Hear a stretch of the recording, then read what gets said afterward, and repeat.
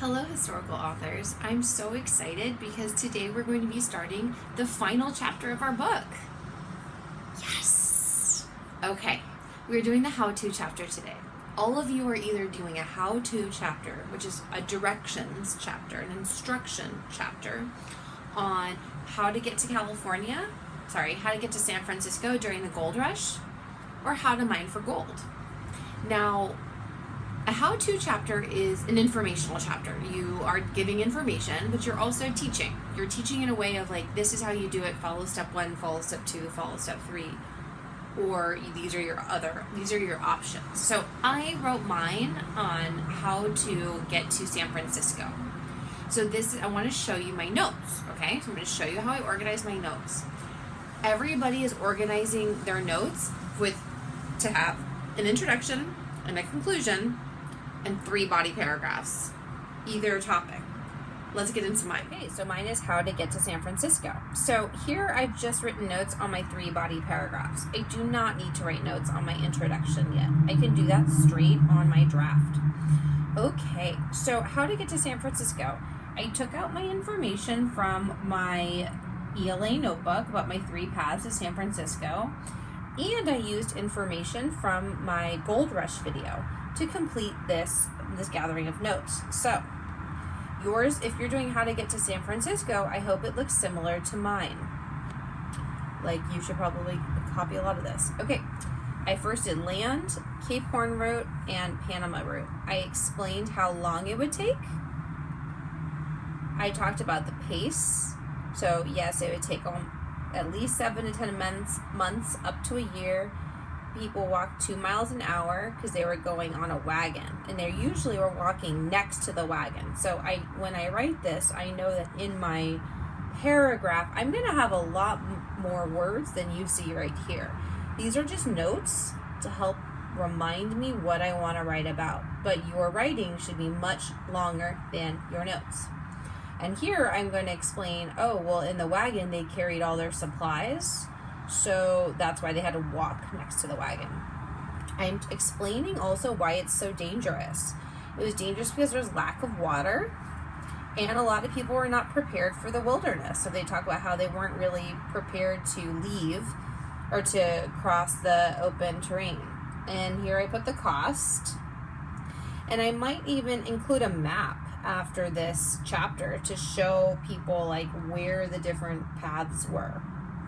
I also would probably like to add where they all left from Missouri, so I might talk about how there was a certain path people took to get to San Francisco. For the Cape Horn route, I did the same thing. So I talked about I'm trying to find my pen. Oh, there it is. Okay. I talked about how long it took to get there, how much it cost. I explained why it was the safest, and I explained that it was boring because you're on a ship. And I also will talk about, why it's called the Cape Horn, and I would talk about how there wasn't disease. So I'm giving explanation to all this. I wouldn't just say it was the safest. I say it's the safest because And for my Panama route, I did the same thing. The name, the length of time, the cost, why it was the most risky, why it was dangerous. I'd explain mosquitoes carry the disease of malaria. It's a tropical environment. You can get bitten by mosquitoes. And I would talk about how it was risky because there might not be any boats waiting for you on the Pacific side. So I might have to explain to my reader, like, okay, you'll take a boat to Panama.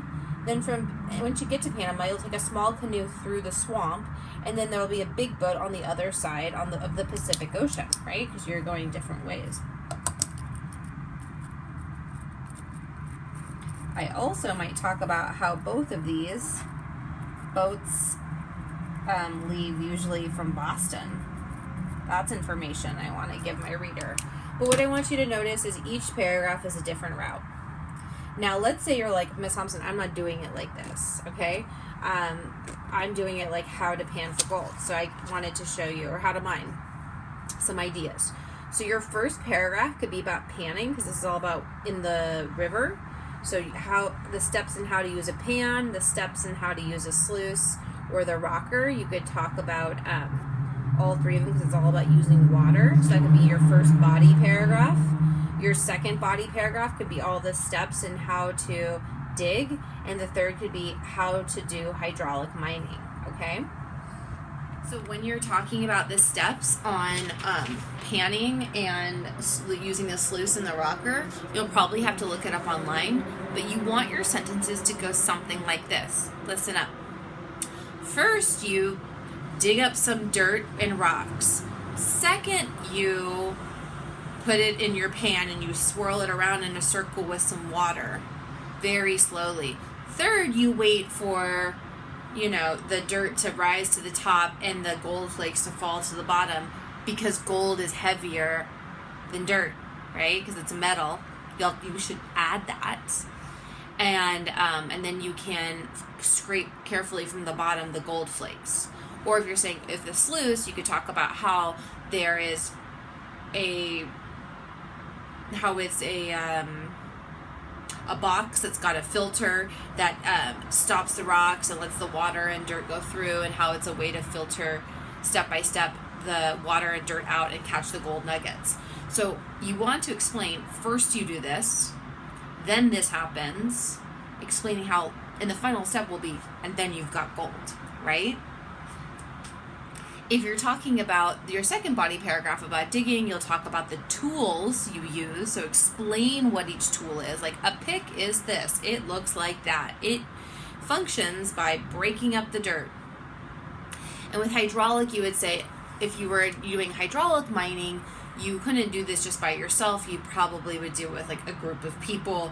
You would have a powerful hose. This hose was strong enough that it could blast the side of a mountain. As it did that, it would expose if there was any gold underneath the hillside, because it would penetrate so deeply. But in these paragraphs, it should be first, then, next, finally, okay? Because it's an order of steps. So first, then, next, first, then, next, finally, or something like that to explain each of the steps. Okay? So everybody's got 5 paragraphs. First is the introduction, telling your reader what you're going to talk to them about. Then is your 3 paragraphs teaching them. And then you have your conclusion, wrapping it back up. So even with the routes going to San Francisco, it can also be like, I personally would choose, or this was the most popular. And if it's mining for gold, you can talk about, this is more for someone who doesn't have a lot of money, and you can have any kind of an opinion, okay? Today you are going to take a picture of your notes. Your notes should be at least as detailed as mine or more. Students keep turning in notes that are very short and don't have everything that my notes have. When I do my notes, it's because it's what I want you to do, okay? I want you to do the same as me, because I'm doing mine at a 4th grade level, okay? So you're going to take a picture of your notes and you're going to start your writing today.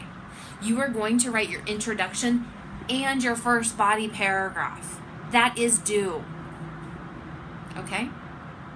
You will finish this essay on, let's see, today is, for this video, it's Thursday, so you'll be finishing this essay on Monday. But by 3 o'clock Thursday, I expect, and Ms. Karad expects, to see a photo of your notes, and you just have typed your introduction and your first body paragraph. Watch me as I set that up on my document right now. Okay.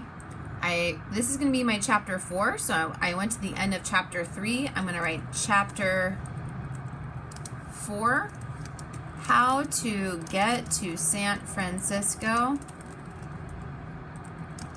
during the gold rush. You have to say during the gold rush, because otherwise it could be now. And if yours is how to mine for gold, it should be how to mine for gold during the gold rush. Okay? Then I'm going to have my introduction. So my introduction could be, I want to start with maybe a question to get somebody's attention. Remember, that's one way you can do it. Isn't it incredible that we can get across the United States in 5 hours on a plane. It used to take people much, no capitals, you can do italics though, longer to go from the East Coast to San Francisco. The 3 main routes from the East Coast to San Francisco were the, what was that? Oh yes, were by land, the Cape Horn route. Notice how Cape Horn's capitalized because that's a place. And the Panama route. 2 were by ship and 1 was overland. One was by wagon. Imagine that.